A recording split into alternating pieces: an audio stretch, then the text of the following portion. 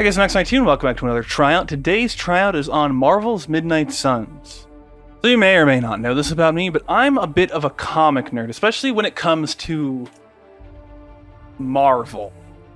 I've been a Marvel fan for a long time. I do read other comics, but my beginnings with Marvel outside of these were with the more cosmic and supernatural sides of the setting. And so I have a particular nostalgia and love for things like Silver Surfer, Ghost Rider, and the stuff that takes off in deep space or in the less corporeal realms. So Midnight Suns conceptually interested me because in the comics anyway, this is a team that's basically like all of the supernatural folks hanging out together. And being that, like I said, I grew up reading Ghost Rider as one of the like early things that I read a significant amount of. So it's like, yeah, I'm in. Let me see what this is.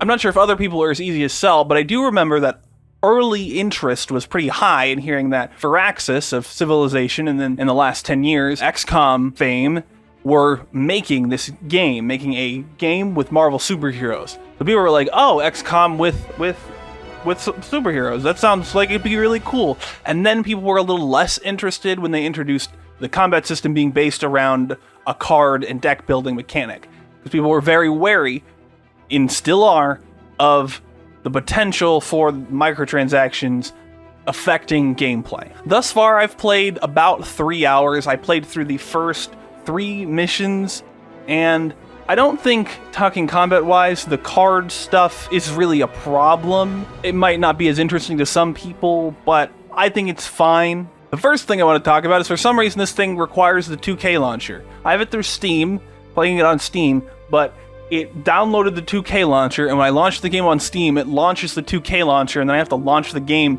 through the 2K launcher. Stupid. That's silly.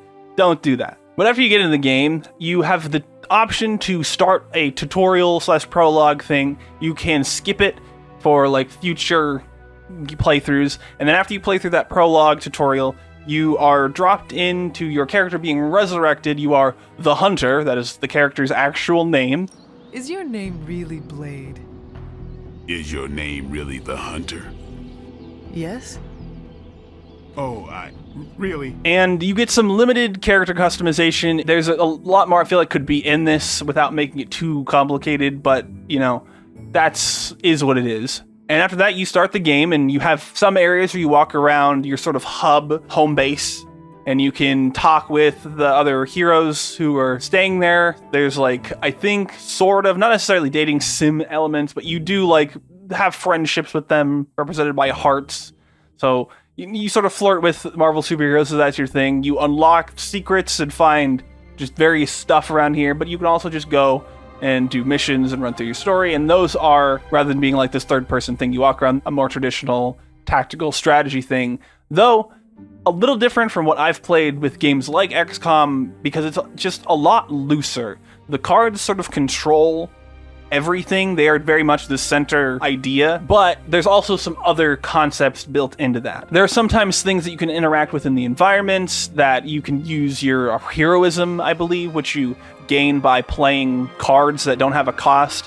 So you gain heroism, and then you can use that to interact with objects in the environment, as well as move around one character at a time per like turn. At least as far as I've played, it's only one character. You can play 3 cards. There's ways to play more, but you know, your starting idea is you play 3 cards, you have 1 move, and you have 2 redraws. You can redraw cards from the thing. And you use that and interactables in the environment to defeat the enemies in an encounter. It's slow, but these types of games tend to be slow.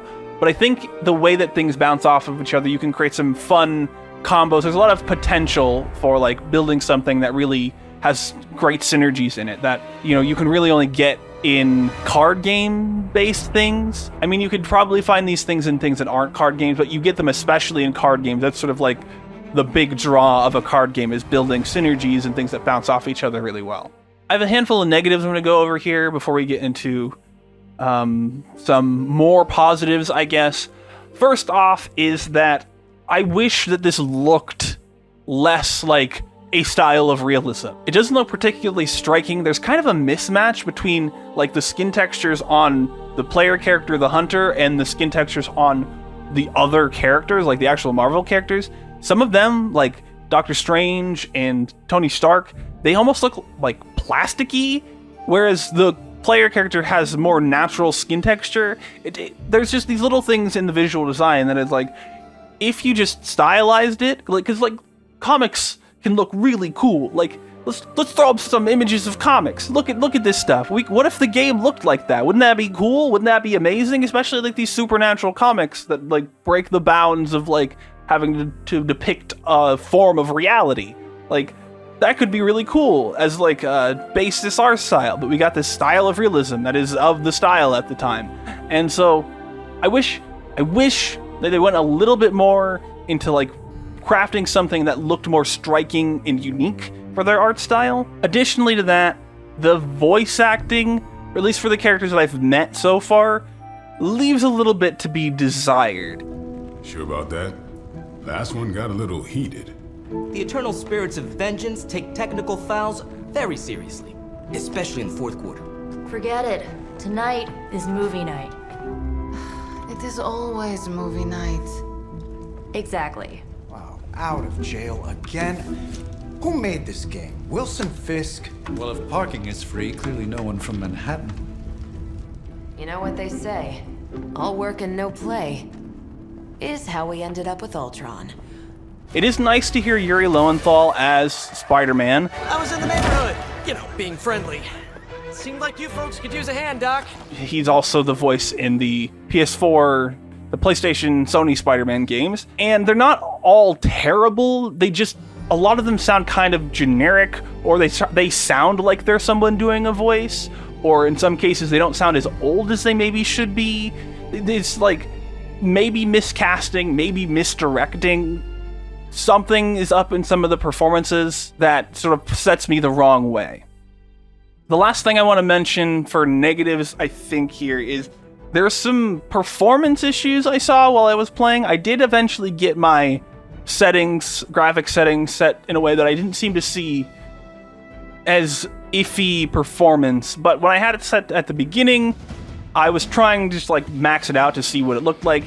It was a bit too much, I think, for my computer. Turning on ray tracing, even with like lower settings, seems to cause issues stuttering. It doesn't feel like a stable frame rate. I don't really have the means to really tell that. It just doesn't quite feel like it's running as smoothly as it could be, even with, the settings the game recommends for me to run on this computer. I also forgot to mention that this game has a microtransaction currency, but since I bought the like Legendary Edition or whatever, I got all of the skins that would be in that microtransaction shop that's on the main screen, so I don't think I will see these microtransactions, but if you bought the standard edition, that might be a thing, and those might turn you off as well in some capacity. Despite some of those negatives, I do think there's probably something here for people who like Marvel and, these characters and are interested in seeing a new interpretation, because this is sort of its own continuity, like a lot of Marvel products tend to be, and so it's bringing its own interpretations, its own narratives somewhat of these characters, and also introducing an entirely new, unique player character OC to be in that space to meet and interact with these characters. And I think even that's probably something that some people would like really want to have to play, is that something like that, because there hasn't really been a lot of that's been at least okay over the years. Something that I really liked about the game, which is that at the end of your missions you get an opportunity. They show you like this comic cover, this pre-generated comic cover that represents the mission, and you get an opportunity to sort of edit it and make it sort of look like a comic that represents that thing, and you get to change where like the character poses are and all these things, and I really like that as part of the things. It's a sort of like a commemorative thing, and it helps you sort of connect to and remember those missions after they're done. So that was something that I kind of enjoyed customizing after each mission, the missions that I did. That's about, I think, what I had to say about Marvel's Midnight Suns, checking my notes. So I think my final conclusion here is that the game passes its tryout. I'm gonna play more of it because I was having fun playing it. I played it for like, I don't remember, yeah, I think I mentioned I played it for like 3 hours, and it was sort of just like, I want to keep running around the little hub, home base place and finding things, and I want to, interact with the characters and stuff. I'm interested in playing more. I kind of want to play more tonight, but I don't want to play too much of the game before recording these. So maybe I'll play more tonight, and I don't think I'll be able to finish it by the time I have to edit this.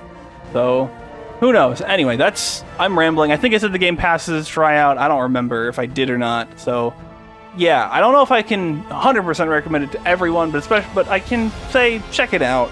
Maybe don't buy the expensive edition that I bought, where I got all the skins. I bought it because it was on sale for the cost of like a normal price standard edition, basically. And it's just skins as far as I understand. It's just costumes, alternate costumes for the characters. It does also come with the 4 DLC, which I haven't gotten to play any of, because I think that probably unlocks later on into the story. But I was waiting until all the DLC came out to make this video, so I guess I didn't even get to see it. But that's okay. I'm rambling, so I'm going to end the video. That's all I had to say. Go in the description, find a beacons.ia link that will take you to all my places. Patreon, Bandcamp, Redbubble, etc. Like the video if you liked it, dislike if you didn't. Subscribe if you want to keep up with this show, and when I do other things on the channel, I will periodically have other things. So if you subscribe, you'll see them. Leave a comment. What's your favorite Marvel character? Did you grow up reading any comics? What comics did you grow up on? Have you played this game? What's your favorite Marvel game? I don't know. Lots of questions. Leave a comment. Answer them if you want. Share the video. Do the things. And thank you so much for watching. And I'll see you next time. Bye.